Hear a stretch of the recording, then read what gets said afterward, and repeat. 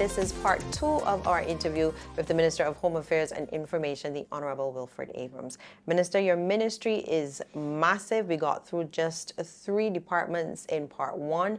We dealt with the probation department, the government industrial school, and Dot prison. Now, another department under your ministry is the Department of Emergency Management. In times of crisis, we would see you out with officials from the DEM and other agencies seeking to assess damage, etc. Is the DEM suited to deal with crisis management in Barbados? You're asking all the hard questions, aren't you? The DEM, the concept of the DEM is one that every country has. There must be some state agency that's overall responsible for the coordination of what happens after a disaster or a mass casualty or something like that. So yes, the DEM is a necessary institution in Barbados. How do we make it more relevant? I think that's probably the question you want to ask us. The DEM, for a large part, depends on volunteerism.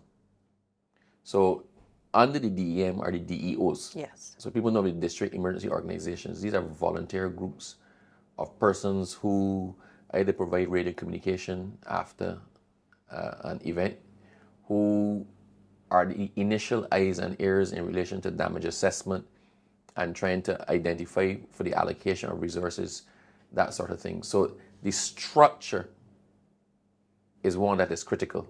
So the DEM is the overall management umbrella of the coordinated effort. The DEOs are more community-based and more local in terms of their application and their staffing. The DEOs provide an exciting opportunity for persons to hone certain skills. So with the DEOs, we provide first aid training. They provide training in the use of radios like shortwave radios, that sort of thing. We provide chainsaw training, all of the training that is relevant for a response after disaster. Because at the end of the day, if all hell has broken loose and Barbados as a whole has been impacted, then the traditional emergency services are going to be spread thin. Your first responder is likely to be somebody who is in your district. So we want to create as many of those and give as much training to have as many of those local resources on the ground to immediately respond, at least stabilize the situation or provide initial assistance before the main machinery of government can actually get there. So I do believe that the concept and the structure is one that is necessary, but the challenge we have is the challenge that we have in all volunteer organizations now in Barbados. People are just not volunteering. A lot of the approach seems to be what's in it for me. So to say, well, you get chainsaw training, or you get first aid training, or you get to do X, Y, and Z, may work with some people, but some people still want a stipend, they still want an allocation, and our structure is not set up actually to accommodate that. So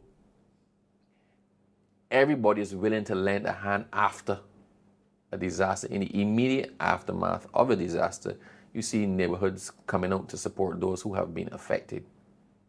But then sometimes you're coming out having not received the training that would enable you to properly equip yourself to deal with the situation. You don't know how to detect a live wire on the ground. You've not been indoctrinated that don't stand up in water when a live wire is there, or be careful of this situation. So it is unfortunate because Bajans care, you know. As they say, we look out for one another. So Bajans will jump and lend a hand if somebody has been affected by something. But we're trying to give you training so that your natural goodwill can be a lot more effective and not put you or the person you're even trying to help at risk. So that's where our challenge is coming in. How can we get people to understand that training, every time you're training in something different, it gives you a skill set that you can draw on over and above somebody else. So that's where our challenge is coming from. But the DEM springs into action very often, a lot more often than people think. Under the DEM is a roving response team. These are volunteers as well, and they're perhaps some of the most energetic and enthusiastic. They're very well known. Enthusiastic people. If a tree falls down before Leighton Power can get there, the call goes out and you see these trucks converging and people jumping up with their chainsaws and they're just happy to do it. If we could transport that spirit across the board to let people understand that the training helps. And sometimes actually that training may not even save your neighbor, it might save somebody in your own household. It may save you. If we can get that buy-in, I think we get a lot further. But the DEM is a critical part of the government response machinery with the damage assessment. Following ELSA, the bulk of the information we collected on the houses that were damaged was done by the DEOs. We were able to determine who needed what in terms of tarpaulin emergency responses in a way that we could not possibly do it without those organizations on the ground. So when an event is about to happen, if it's something we have warning of, we have an EOC Emergency Operations Center where representatives of the police, the BDF, Leighton Power, Digicel, Flow, all of the critical agencies that need to be up and running for Barbados to function are in one secure space.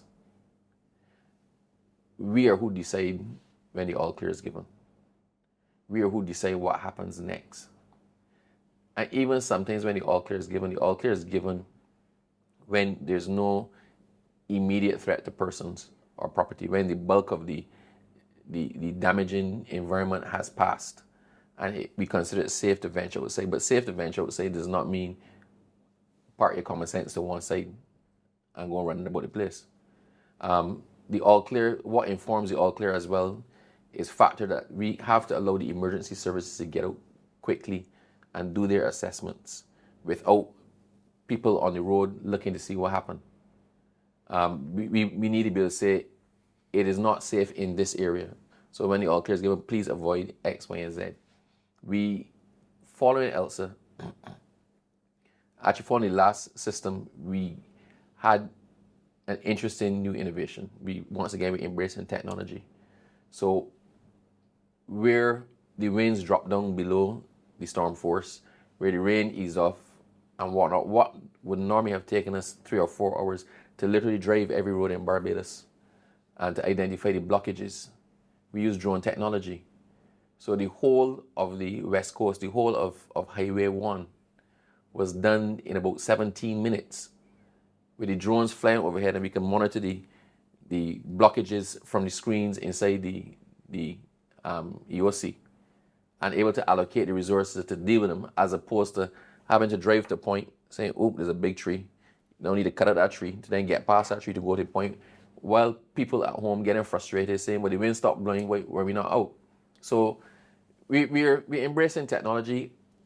Almost everything in my ministry is evolving, and is evolving through the use of technology. It's making us a lot more efficient, it's making us a lot more responsive, and it's providing interesting opportunities, new opportunities for people. If you want something to go into drone tech. We are months away from the start of the 2024 Atlantic hurricane season, which starts June 1st. How early does the DEM, in conjunction with other agencies under your ministry, start planning? From the beginning of February, we start our preparation meetings. So every ministry, every department in Barbados answers to the Ministry of Home Affairs in the event of a disaster. So we are responsible for coordinating and assessing the response capabilities of every arm of government. We are responsible for making sure that we pre-position things. So when the shutdown is ordered before, let's say, a hurricane, that's the easiest one, easiest reference, because everybody's familiar with hurricanes, yep, or a storm. When the shutdown happens and people are off the street, we have already pre-positioned heavy equipment, bulldozers, bobcats at various parts in the island. You already pre-positioned response teams from the BDF or the police. So all of that happens, the heavy trucks, the tractors, the buses in case you need to emergency evacuate people, all those sort of things are pre-positioned. For that to happen, we need to know exactly what resources are available in the entirety of Barbados, not just in government, but in the private sector. So when a disaster happens, we're not just looking for how much equipment does MTW have, right? We also want to know how much equipment does C.O. Williams have at their disposal, or Jada, or Jose and Jose. So it is a massive coordination and logistical exercise that happen. We can't wait until the beginning of hurricane season. Those meetings are going to start to happen from the 1st of February. And we can't talk about the DEM without talking about the Barbados Meteorological Service. Now, the Met Office, and I could tell you, I know because obviously I have colleagues there, they've taken a lot of criticism, unfair in many instances over the years, with regards to especially predictions. They might say, well, we will get a lot of rain today, it doesn't rain, and Bajans are quite upset. But you have spent quite a lot of money in upgrading the equipment at the Met Office. Let's talk about the Met Office. So first of all, I want to shout out to Sabu Best. the superstar, the rock star. I mean, Sabu is a local celebrity and a star. He has transformed, his energy and enthusiasm has transformed the perception of the Met Services Department. His energy and enthusiasm have propelled us into this century. So he's a techie. He is on a drive to make sure we're best in class in our ability to predict systems or modeling. We don't just rely on the Hurricane Center in Miami as to what is going to happen with the system. We actually run our own models. So if you go down to the Met offices, and quite frankly, if you turn by the Met offices and say, I want to see Mr. Best, Mr. Best, show us what you all do, he'll be happy to take you or kids or whatever and show them exactly what goes on in there. It's like a brain center for Met Services up there by Charnock's. For every system that leaves the African coast, you have a number of models. Different universities have their own models. The National Hurricane Center, different Met Services have their own models. Barbados now has its own modeling system. And the challenge for our Met Services is to become the best one. So what a lot of people don't know is that from the time a hurricane comes into range of our radar, then the National Hurricane Center actually takes some of its modeling from us and takes certain information from us. So we've been on a drive to how to make it better, how to have the earliest possible warning for Barbadians as to what may happen. Sometimes people try to pin Sabu down to say this is what is going to happen. When is the rain going to start? When is the rain going to stop? Often we can only give our assessments based on the available data. But as you saw with the freak storm, right, that came out of nowhere. So people are saying, why did we not know before? Because it wasn't there before. Even to the last system, when they were showing the bands, and he was explaining that if these two bands actually come together, it's going to shift the center of the system, and this is what may happen. But then they may not. Met Sciences is not an accurate science. It depends on things that we can't control. God has a say in it. So where we are able to, we give the best predictions based on our models. How the models are done is it looks at every system and it tracks what it does and it tries to produce an average, tries to produce some predictability. What is the percentage chance that it's going to do X as opposed to doing Y? And the other thing is we're getting even more and more accurate data. We're increasing our radar capabilities. And then, we have the unmanned sea drones. Yes. The first one that was launched was the Sabu. And then followed shortly by the Wilfred. Now, let me say up front, I did not know they were naming the drone the Wilfred. I'm sure. I came to the opening, I actually thought it was going to be the Mia. Right? I am just saying. But we are now able to send those unmanned craft out 300 miles off Barbados to pick up accurate readings for waves, for sea temperature, for all the things, and feed more and more data into our modeling that allows us to give better and better predictions. That's why we were able last year to point out to Barbadians that the sea temperature off Barbados had gone up to 32 degrees, a record. And when you start to contemplate, we're getting sea temperatures we never had. It means that the systems are going to do things they've never done, because that's another factor in. See, I'm catching the sabu bug, and I can't help it because It's easy. yeah, and he does insist on calling me all the time. Anytime something new is happening or there's a shift in the model, to explain to me exactly what it means. But I'll give one more plug for them. They have even gone to the point of designing their own stuff. So the weather stations that we have around Barbados, once upon a time, you only took the rainfall from the airport. Airport, yeah.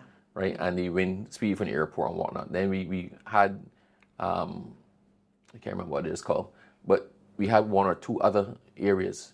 Now we have, I believe, about 100 weather stations about Barbados. And we're able to do that because they are 3D printing the component parts for the station. So the Met Services is making their weather stations. And I was very impressed to see the 3D. I didn't understand how it worked, how you can actually like build something, but it was very impressive. And they're doing this in-house. So we're able to way more accurately assess where the rain falls, how much rain is there as opposed to somewhere else, and then we're more accurately able to predict the flooding predictions. So our flood watches and flood warnings have been a lot more accurate, and a lot more time. You're getting more information out of Met Services than you ever had before. Bajans are exceedingly well informed about anything that's likely to affect Barbados in terms of Met. It is not that they don't always get it right. Some people say, but they didn't get that one right. It's not that. They can give you the best information based on what is there. But we have seen systems pull together, and then in 15 minutes they shackle out. The last system that we were predicting it was coming in, we were uncertain as to whether it was going to miss Barbados or not.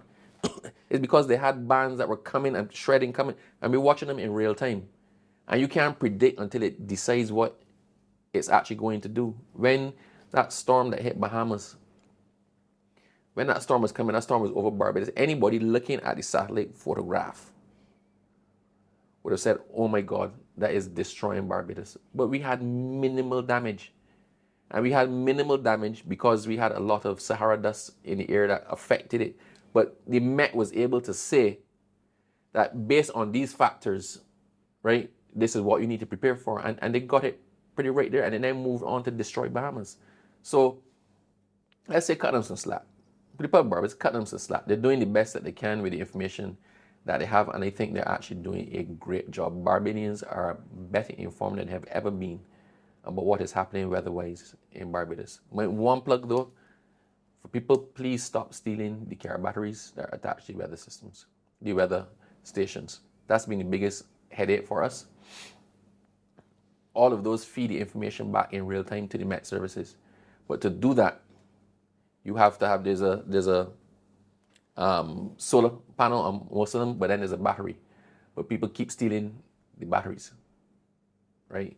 When you do that, you're being selfish because you might be the person stealing from a weather station in your area and not getting the information that you need to know that your house is going to flood out.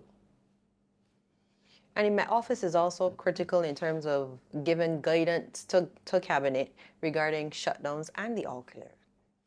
Yes, it's probably convenient at this point in time to explain what goes into deciding on a national shutdown. Case in point, the last system that was supposed to be coming towards Barbados. Barbadians were looking at the National Hurricane Center or looking at weather reports from other places that was suggesting this thing was coming, it was going to impact Barbados at X time. But we had our drones out. We had the drones out. We knew exactly how fast the system was moving. We were pretty comfortable with the modeling, and we did not believe, based on all the factors and the advice from the Met Services, that the impact was going to be what Barbadians thought it was. And no matter how we tried to explain that, people were emotive. You need to shut down the schools. You need to do X, Y, and Z. Shutting down schools is not as simple as shutting down schools. You can't just decide to let all the children out at one time. If the bus is not in position to take them, what are they going to do? If you have all the buses now being pulled from off the routes to go and deal with the children, how are the commuters going to get home? Exactly how far away is the system? It makes no sense to shut down at midday if the system is not coming to 10 o'clock at night, because you then throw off everything else. Those persons in the supermarket, the private sector also wants to know. They tend to closely follow what government decides. The private sector also wants to know. Do we send home more people? If we order a national shutdown and the supermarkets close down, then the persons trying to get batteries can't get them. Yeah. So it is a whole combination of factors that go in. I mean, you equally have things like, sometimes my order is shut down early. And people say, but why you shut down so early when the thing was coming later? But it is, at what stage are the schools ready to receive? How quick was the notice? Do the schools need to be boarded up? Do we believe that we have to evacuate vulnerable persons? So all of these factors go. Is not simply looking at the satellite photo on CNN and saying, oh no, this looks bad, let's shut it down. Because down to the last system, the modeling and the radar and the drones were able to pick up what the actual wind speed was. That although it looked like if, for anybody who does not know to read the radar, it looked like if the center was one place. But that was not really bulk of the concentration of the bad weather was. So although you saw cloud, we were comfortable that that cloud did not carry the dangerous winds or the rainfall, and those things were missing Barbados, although the cloud was to the south.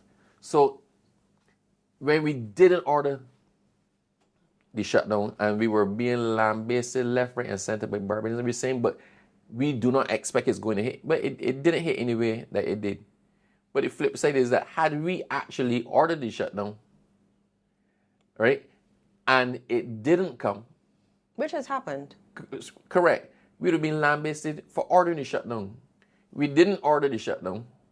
People lambasted us for not ordering the shutdown. Then what they were expecting to happen didn't happen, which proved that the decision was actually right. And then you didn't hear anything at all. Like, beep, you didn't hear a word. But so it is not that easy. In relation to the reverse side of it, the all clears.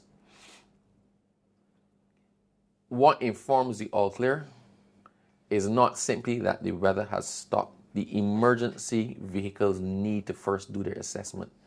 We do not want Barbadians after an event, having been spared injury during the event, to go out and get themselves injured where that could have been avoided.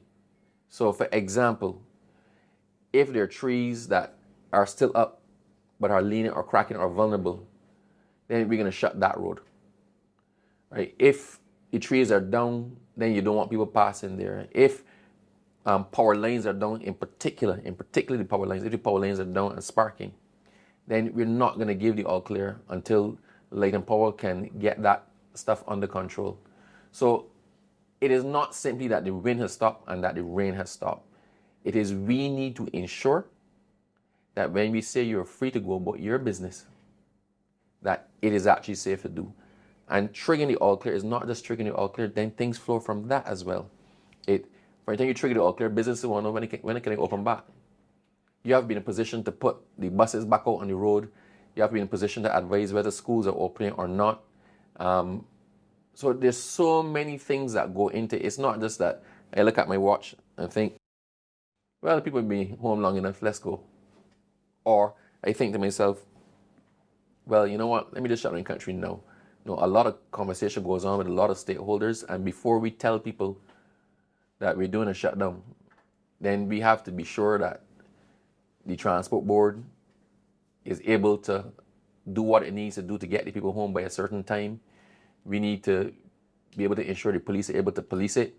We need to ensure all those things that, and not just the transport board, but that the drivers, having taken the people, can actually get home themselves before the system hits. So it's really a lot that goes on in that. And I think for a large part, the public actually just doesn't understand. Maybe we've not communicated effectively enough. Maybe we need to do a separate program on this is what we consider. But we do make the best decisions with the information we have, and it's not willy-nilly or ad hoc. And I know you spoke about the Met Office being very technologically advanced, but from my last visit to the service, a lot of the staff there are very young as well. Very, very young employees. But they are young. So our perception of the Met person, and I don't want to call a name, but our perception of the Met person was an older person, very scholarly and measured in their delivery. Met has now advanced so far past that it's not funny. It is a cutting edge thing. Our modeling is all computer generated, and it's not just looking at the modeling, it's combining the models, it's the predictions, it's the measuring of data.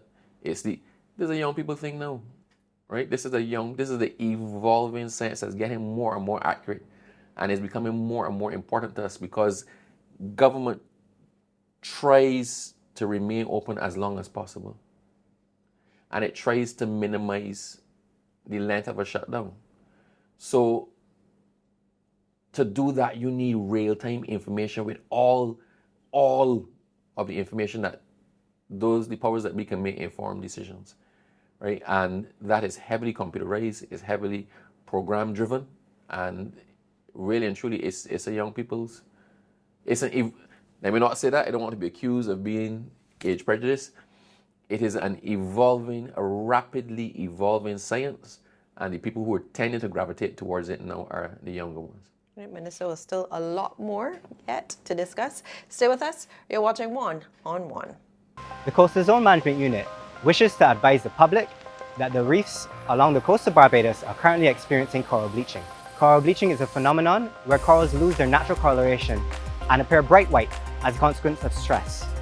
In this bleached state, corals are vulnerable and may die if bleaching persists. Given the elevated water temperatures we have seen in recent weeks, it is believed that the coral bleaching is due to heat stress. It is hoped that once temperatures return to normal, the corals will recover.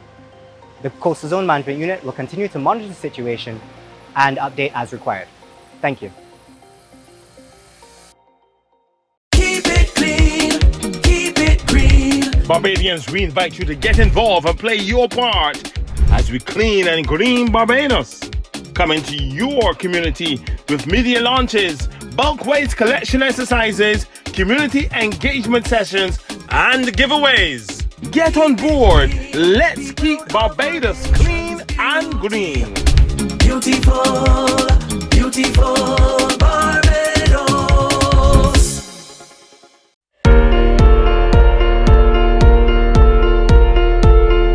Hi, I'm Carl Padmore, Public Relations Officer of the Sanitation Service Authority. Maybe you would have witnessed roadkill, or you would have passed the highway or a byway and seen a dead animal. We want you to report it to one of the numbers coming across the screen. We'll come and we'll remove that dead animal. Also, if you have an animal who has passed away at your home, we prefer you to do it the legal way than to throw it into the gully, contaminate the gully, and then we have problems. Barbados, we love our environment. Let us care our environment. Therefore, the correct way to dispose of dead animals, call the number coming across the screen. We are here to help you. The SSA cares. Clean thoughts, clean living, clean nation.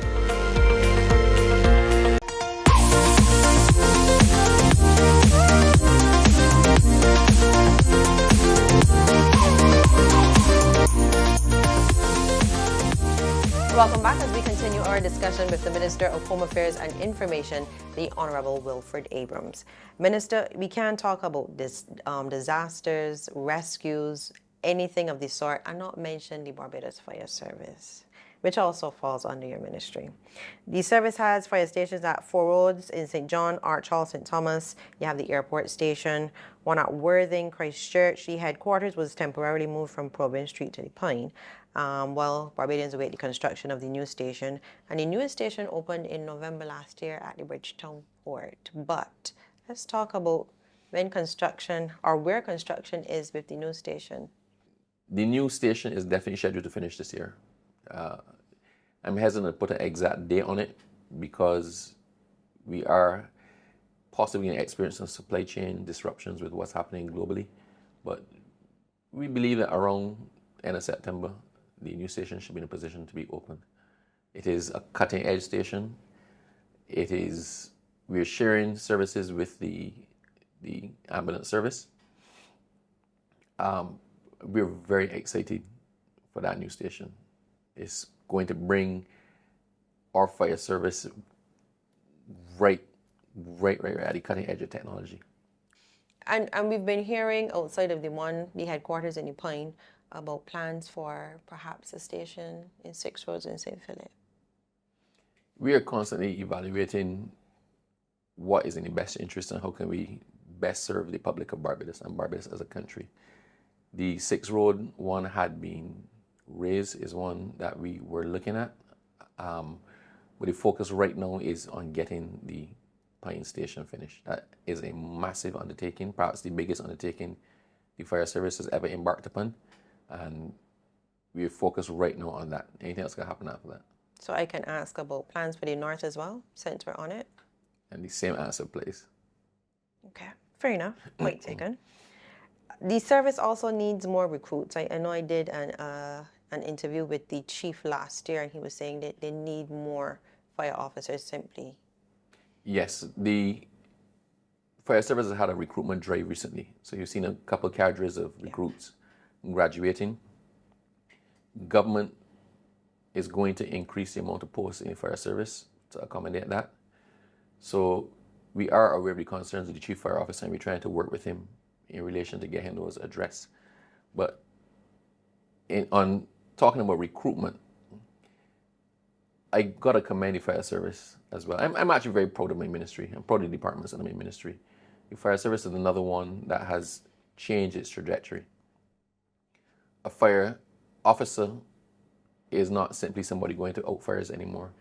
It has now become standard that all of the recruits are trained as EMTs. Yes. So that was not the case before. You train as a fire officer. So now in conjunction with BCC, the fire service is producing top-class fire officers. Why is that important? Quite often, if they respond to a fire and somebody is injured or suffering smoke inhalation issues or something, they know once one thing you had a call for the ambulance to come. So the fire officers are concerned with putting out the fire. The ambulance is on its way. They come well after the fact. And by that time, in some instances, first responder care was necessary and the person might be prejudiced as a result. For the fire officers, we want them to be as multifaceted as possible. What does a complete first responder look like? It doesn't make sense for you to turn up at a fire knowing that there may be medical issues coming from it and not be in a position to render those on the spot. When the fire service responds to a car crash, and they have to cut somebody out, in the event that the ambulance takes a while or the formal medical assistance can't get there in time, they can provide that first response. The fire service also is a first responder in disaster management. So it just made sense to give them the best possible training to make them as effective as possible, being the first persons on the ground in the case of an emergency.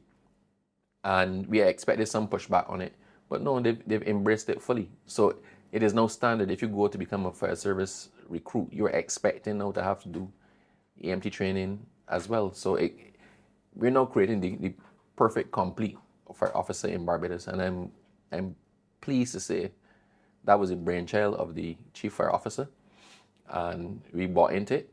We did not expect it to take off in the way that it did, but the success of that program is phenomenal. And I'm glad that you mentioned accidents, because many times we think about the fire service in terms of responding to fires, but the men and women of the service respond to a lot of accidents. A lot. They're the only ones that have the jaws of life. So if somebody needs to be cut out of a car, then you have to contact the fire service to do it. And cars nowadays are not what they are. For anything you get into a relatively severe accident, things buckle, the door becomes jammed, and you need to remove the person to safety. You can't be trying to treat a person through a window. You may compromise the treatment you're actually able to give them, and you may put yourself in danger as a first responder.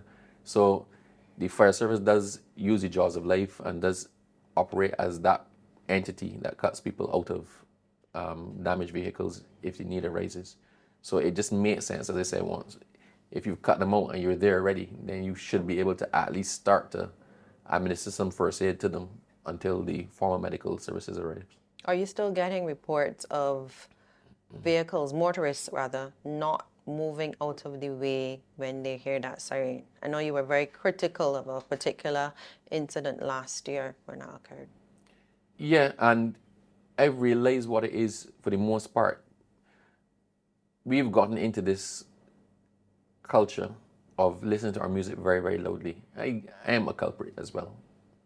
But what I do, and this is actually since becoming a minister because I'm aware of the issues we have, when I drive, I keep looking in my rearview mirror or my side mirror. I keep looking, and I look for a beacon. So every couple of seconds, I'll just glance up to look for a beacon. That even if I'm not hearing the siren, I can see the beacon and know an emergency vehicle is coming through. But that's the other thing that I think people don't realize. It is not the siren that indicates the emergency, it's the beacon. The siren alerts you to the fact that there's an emergency on the way. But the beacon on the top of a vehicle alerts you to the fact that this vehicle is in an emergency operation. So sometimes you will see an ambulance come through with a beacon on. Maybe it might be that the siren may affect the person in the vehicle at the time. You see the beacon coming through, you're supposed to move in the exact same way you move when you hear a siren pull off the side of the road. You're supposed to move with the beacon. But I raised it with the chief fire officer as well. I also raised it with the police as well. That I actually think their sirens are a lot softer now.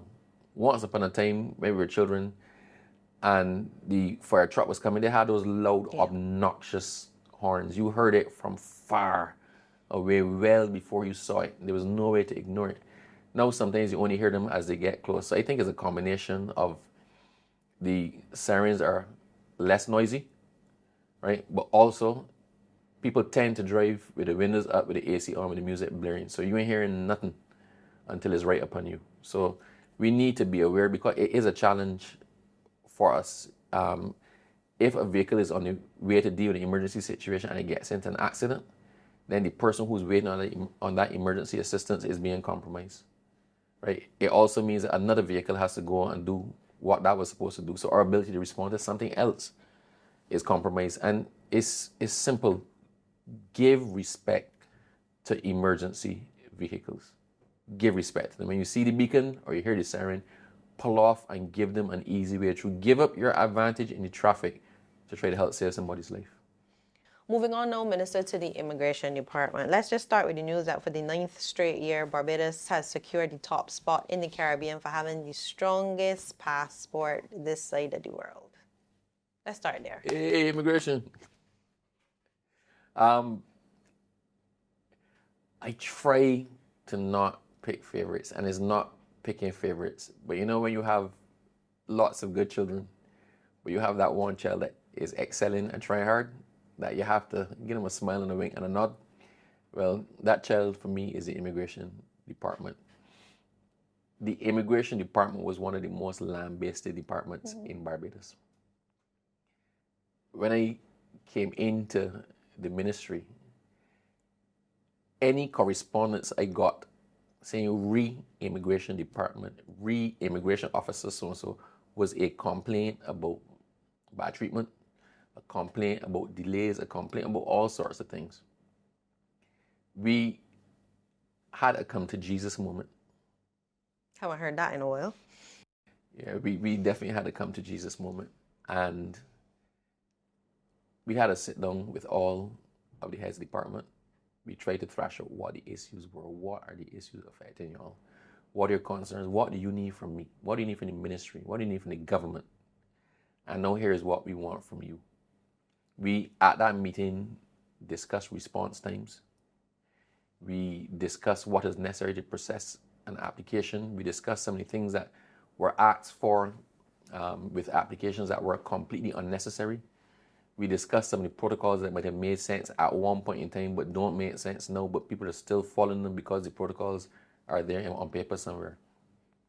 And we had a frank talk. And what was good about this talk is that everybody responsible for the department weighed in with their issues in that department, and not just that, but with their suggestions as to what could make it better. So the direction, the new direction of the immigration department, I am not trying to take credit for it. I am telling you that I feel good because that was a case of everybody working together to change something. And it's different. You can feel it if you go in now. The issues that you have or people had before in the complaints, they don't exist. People greet you with smiles. They're trying to help. The culture now is supposed to be trying to help. If an application process exists, it's because a yes is contemplated. You contemplate granting the application. Okay, how do we help people to get to that stage where we can grant the application? Let's not just tell them, no, you don't qualify. If it is that you don't qualify because you have just not done X and you can do X, then tell them. Help them to do X so they can get to the point where we can be of service. I want to shout out Mr. Wayne Marshall, who was the Chief Immigration Officer when I took the portfolio. And he's now moved on, and he was succeeded by Margaret Innes. And Margaret has been a gem. I have never seen a more willing and driven person to make something work, and she was all about customer service. Customer service, customer service. How do we enhance the customer experience? How do we make everybody happy while still doing our job? I love going to the immigration department. I walk through there sometimes and I chat with the people. I ask them what they're working on. I ask them if they have any challenges. We have it's a respectful relationship, but it is very cordial. They have realized the difference that they have been making because people have told them.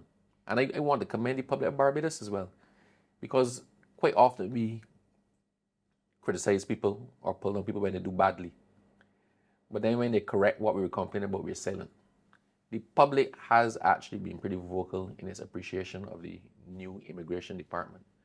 It's actually caused a problem because people are trying to leave other departments to go and work in immigration, right? The feeling, it's a good vibe, a good feeling there. And the immigration department was recognized in the Independence Honors last year as being the standard that people should aim at.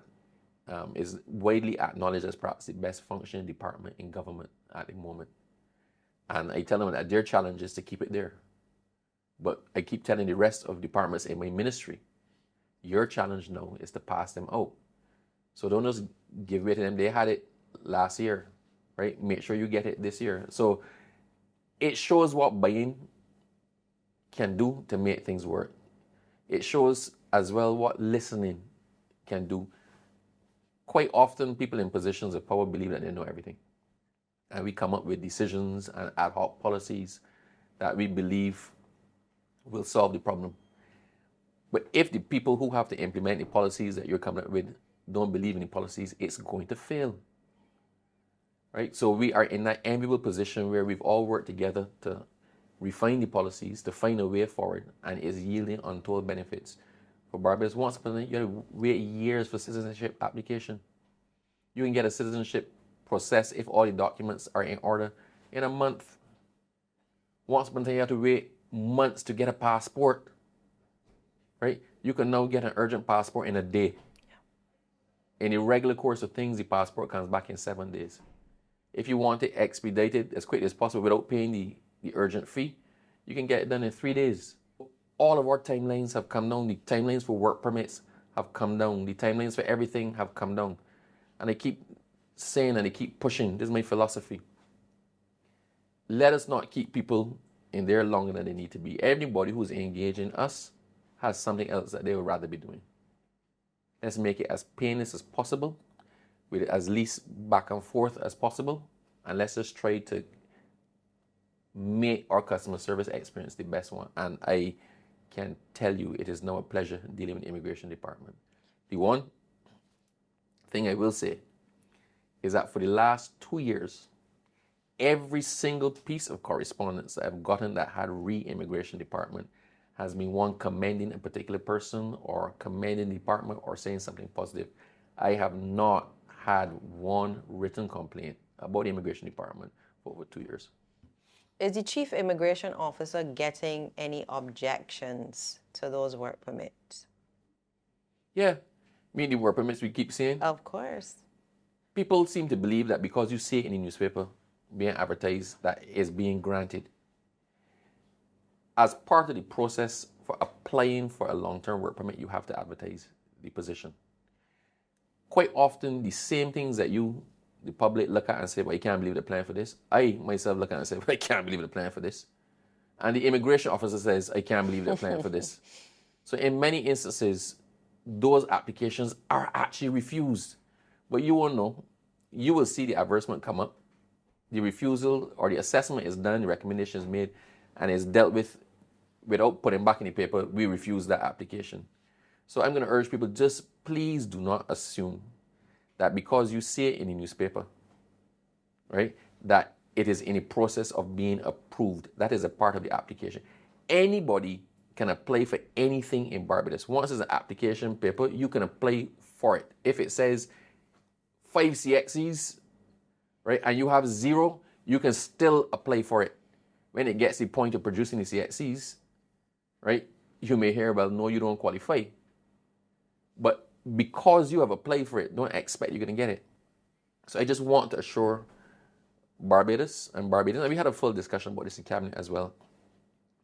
And while there's a bit of an ad hoc arrangement, especially, so we liaise closely with certain ministries.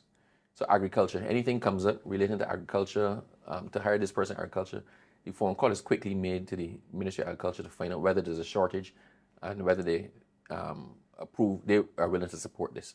And then we would tend to go with what they say. So we tend to liaise with the sectors for which the applications are being sought to verify whether there's a real need or whether this is one of those ones that we need to call the person and say, show us who applied and your notes on the application process. We have spoken closely with the Minister of Labour, and MP Edmund Hinkson is another one who he seems to scour the papers every single day looking for those and bring them to our attention. He was a former Minister of Home Affairs. And we are probably going to put a more formal process in place to directly refer to the relevant ministries for their feedback. We've been doing it informally, but we're probably going to put that policy in place to remove any suggestion that any impropriety is going on. But please, for the public of Barbados, just because you see it there, as ridiculous sometimes as they appear, it does not mean that they're being approved. It means that the person had to put it in the paper to tick off the box that they advertised for it. As part of the process. As part of the process. Now, moving on quickly from your Home Affairs hat, this is information now. Let's look at the Barbados Government Information Service. The Barbados Government Information Service is in process of transition. But what I will tell you is that if you recall GIS from, let's say, 10 up to 5 years ago, the GIS that you're seeing now is not the same GIS. They are cutting edge in terms of their social media presence, in terms of disseminating information very, very, very quickly. They cover a wide range of things that are just ministerial. Once upon a time, GIS only used to report on what ministers did or what happened in ministries. Now, GIS is reporting and addressing things that are of concern to Barbadians. Does it have an impact on government? Does it have an impact on what it is that you're doing? Do we believe that that information should appropriately get to you, right? And in many instances, you're seeing that information coming out, you're getting a lot. If anything, Bajans are complaining we're getting too much information now. So GIS works in conjunction with Met Services in terms of a impending system. They work with DEM in terms of issues affecting people, disasters or mass casualty events. You will see them working with MTW right, in terms of addressing and advising on road closures. Barbadians now are getting way more information consistently from government than it has ever gotten before, than we've ever gotten before. And in large measure, that is due to a shift in the operations of JS and a change in perspectives. They are trying to make themselves a lot more relevant in terms of timeliness and in terms of the information that they actually do give out. And if you keep watching this space, there's a lot more that's going to happen in that space so we can deliver the best possible information service to Barbadians. Let's look at the future of the state-owned Caribbean Broadcasting Corporation. We've been hearing for some time that it is supposed to be sold. Where are you with negotiations, if they are ongoing? We attempted to sell CBC a couple of times. So we've advertised and started tender process for people to express interest and to make proposals as to what they want to do with CBC. But CBC is not just a company and walls and equipment. CBC is also people. CBC is also a service. There's goodwill attached with CBC. So it is not simply a case of us trying to sell CBC and get rid of CBC. Who takes CBC must be able to provide that service that CBC provides to Barbadians still. So they may wish to develop, they may wish to invest in new equipment, but still Barbadians should be able to get their news, or the Caribbean should be able to get its news in the same way that CBC has actually been providing before. Does it need to be more efficient? Yes, it needs to be more efficient. Do we need to upgrade our equipment and get more technologically advanced? For certain. So the age of a lot of our equipment, the processes have made CBC not necessarily the most attractive to an investor. The last round, the negotiations fell through. We had other expressions of interest that the negotiating committee did not feel accurately represented what the government wanted to do, or were not sufficiently sound either in terms of the financing, their ability to carry forward the corporation, and that sort of thing. So it is not just simply trying to sell off a corporation. It's trying to get somebody to take it over, or get a group to take it over that can do something with it that still allows it to maintain its service to Barbadians and that deals fairly with those who are currently employed by CBC. But yes, we are in the process again. The expressions of interest have come in and they are being evaluated by the negotiating committee, and I expect a report on that very shortly so we can decide whether this now yields fruit. Is there a timeline? See, the government is intent on rationalizing the statutory corporations. The ones who are money drainers on the government, the ones who keep requiring government subventions, and we are trying to rationalize those, either make them profitable or divest where divestment is the better option. I would tell you as soon as possible. We are actively seeking a buyer for CBC. We would like to close off that process. We are not just going to sell it off because people think we should get rid of it. The deal has to make sense. And we are pushing as hard as we can, but we have not yet reaped the success. So, Minister, we didn't get to touch everything, believe it or not, even in 2 parts, but overall, generally, you are pleased with the progress of the departments under your purview? Yes, I am. We've experienced a shift in approach in many departments. I've seen the fire service, immigration department, the prisons, GIS. So I believe we're on the right track. Are we there yet? No, we're not there yet. Do we need to more embrace technology and try to figure out how to make our systems more efficient, more technologically driven, more relevant? Yes, we do. But I am confident and I'm satisfied that we're heading in that direction and everybody pretty much is embracing the vision. Minister, I appreciate you sitting and chatting with us. Finally, it's been a while. I've been trying to get you on the program, so I really appreciate it. But you got me in the end. I did, and I appreciate that. Thank you very much. That was the Minister of Home Affairs and Information, the Honorable Wilfred Abrams. I'm Lisa Lauren. Thank you so much for watching One on One. Do have yourself a wonderful evening.